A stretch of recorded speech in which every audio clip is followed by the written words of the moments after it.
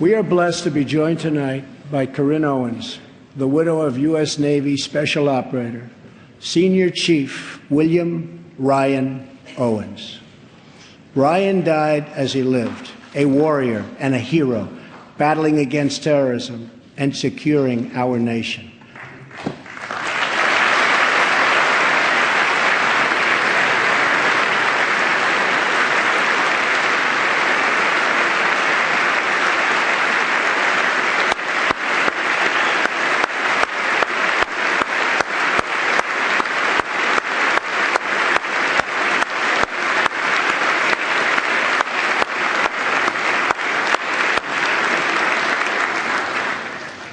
I just spoke to our great General Mattis just now, who reconfirmed that, and I quote, Ryan was a part of a highly successful raid that generated large amounts of vital intelligence that will lead to many more victories in the future against our enemy. Ryan's legacy is etched into eternity. Thank you.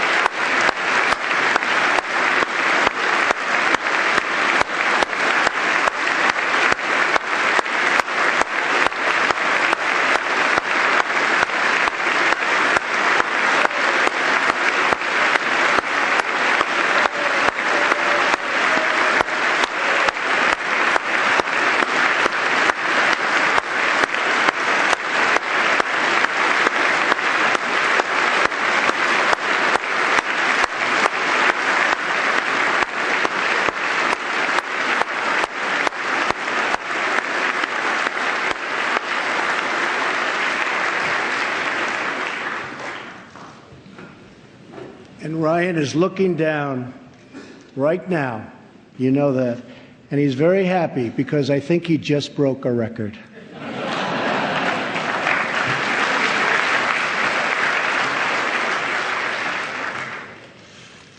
For as the Bible teaches us, there is no greater act of love than to lay down one's life for one's friends. Ryan laid down his life for his friends, for his country, and for our freedom. And we will never forget Ryan.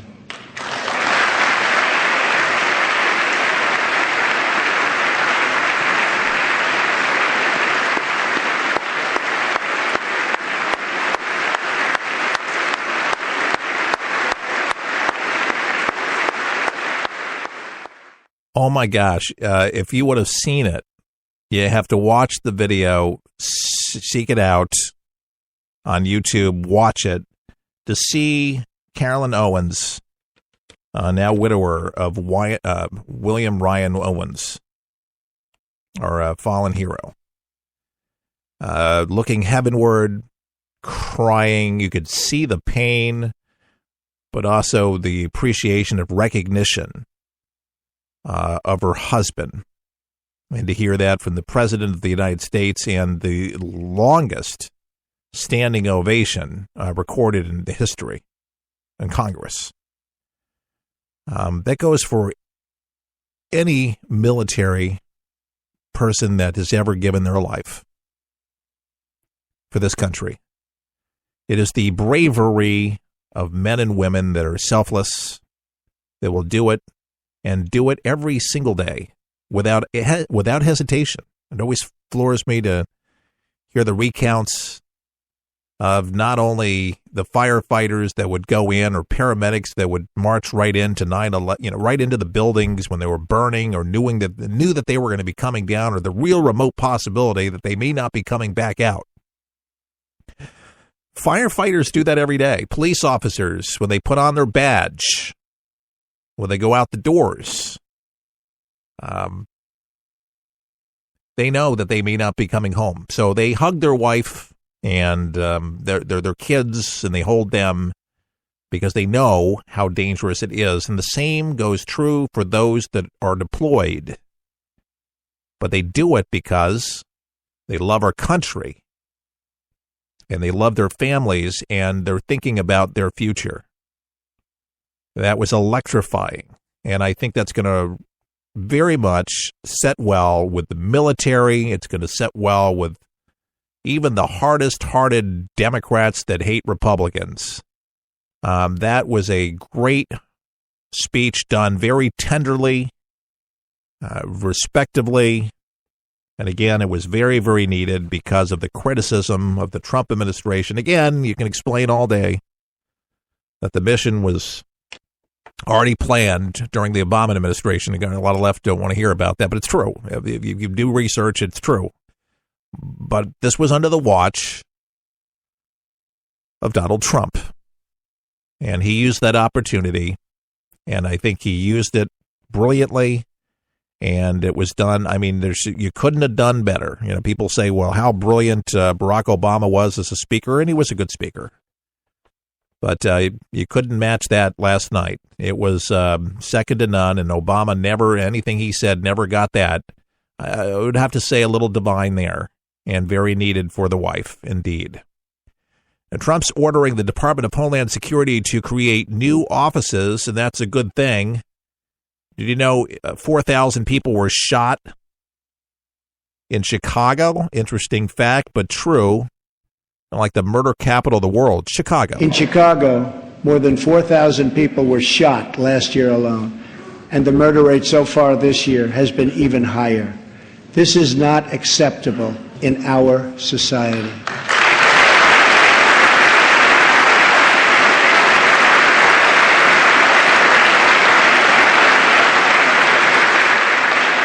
Every American child should be able to grow up in a safe community, to attend a great school, and to have access to a high-paying job.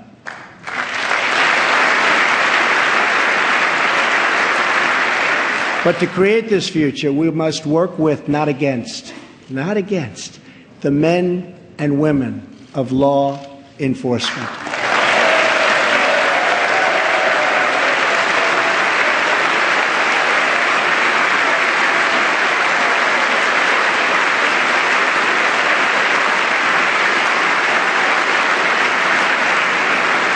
We must build bridges of cooperation and trust, not drive the wedge of disunity and really it's what it is, division.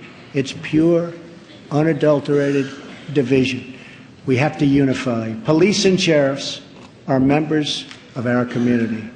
They're friends and neighbors. They're mothers and fathers, sons and daughters, and they leave behind loved ones every day who worry about whether or not they'll come home safe and sound. We must support the incredible men and women of law enforcement.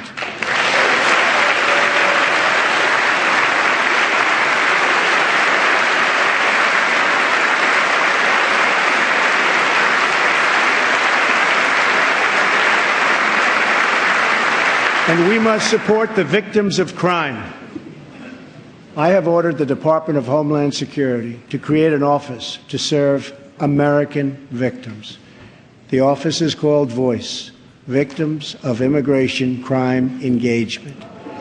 We are providing a voice to those who have been ignored by our media and silenced by special interests. Yeah, Dems didn't like that, but a new office, I think it's a beautiful thing, and that's good. DHS office to create new office, and that's going to protect more of our citizens. But the Dems, they don't like that. Oh, poor Dems. So Trump has been saying he's going to replace Obamacare, And that was a promise last night, and here's how that went down. Tonight, I am also calling on this Congress to repeal and replace Obamacare.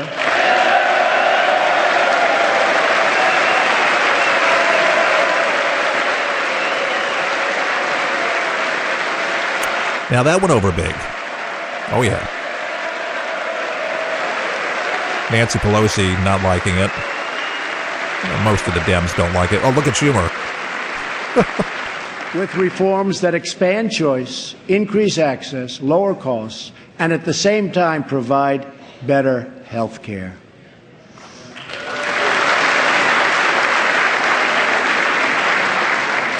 Mandating every American to buy government-approved health insurance was never the right solution for our country.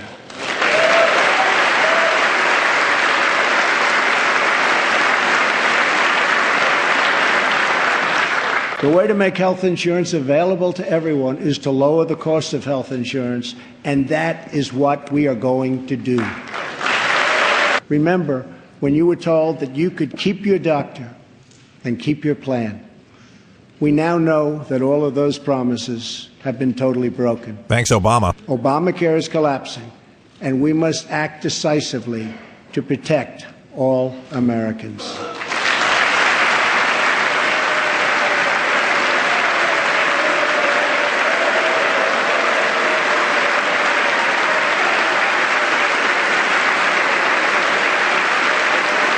And he said all Americans. You heard that, right? Action is not a choice, it is a necessity. So I am calling on all Democrats and Republicans in Congress to work with us to save Americans from this imploding Obamacare disaster. All right, we try to cover a lot of ground today. So Trump addressed the Jewish hate crimes going on around the country. So this was another big hot-button issue. Recent threats targeting Jewish community centers and vandalism of Jewish cemeteries, as well as last week's shooting in Kansas City, remind us that while we may be a nation divided on policies, we are a country that stands united in condemning hate and evil in all of its very ugly forms.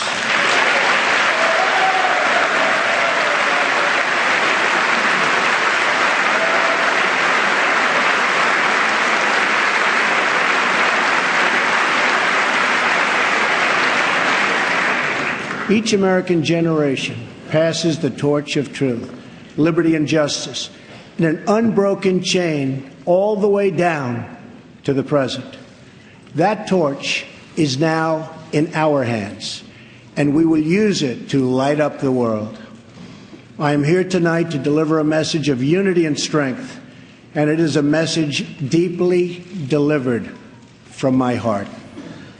And that was excellent, well executed, Mr. President. And Trump honors Maureen and the late Justice Scalia. And this was a very tender moment last night, Judge Gorka being there and the other Supreme Court justices. I am greatly honored to have Maureen Scalia with us in the gallery tonight.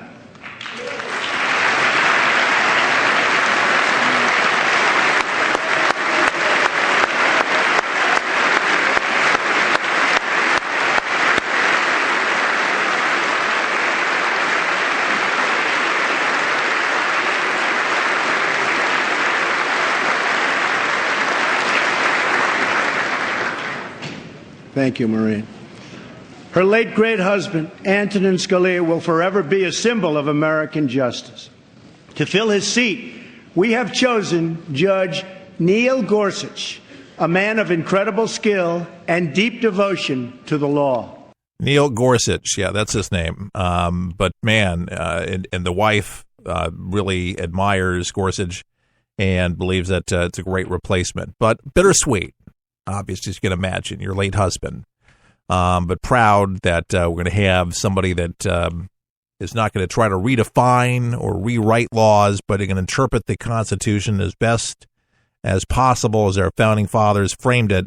That's a beautiful thing. The other thing that's been a has been a blight on our country, if you will, has been drugs. And Donald Trump says, we're going to stop that too. To protect our citizens, I have directed the Department of Justice to